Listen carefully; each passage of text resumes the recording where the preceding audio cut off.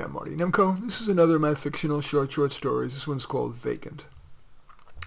My earliest memory was of sitting in my backyard, staring at a weed, and my mother saying, "You've been staring at that for an hour.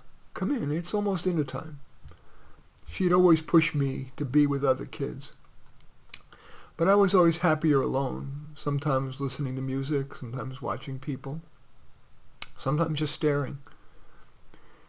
I wasn't too stupid, so when teachers would call on me thinking I wasn't paying attention, I often enough came up with a decent answer, although I do remember in the 11th grade we were studying the Civil War and the teacher asked me a question and I said, "We studied the Civil War every year starting in the first grade." To be honest, this time I was spacing out.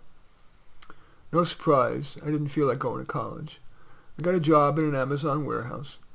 I knew my job would soon get replaced by a robot, but I didn't care. I just needed something that would keep my attention and not be stressful. When I did get replaced, I took various jobs: security guard, school custodian, airport shuttle driver, and all was okay.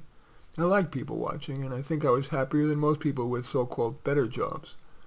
I dated some, but mainly just first dates. I think you can understand why. I just didn't say enough. I'm 70 now, and in the chemo room, I turn down the cold cap, which would help me keep my hair. I just stare as the chemo goes into me. The nurse says, "You're quite the calm patient."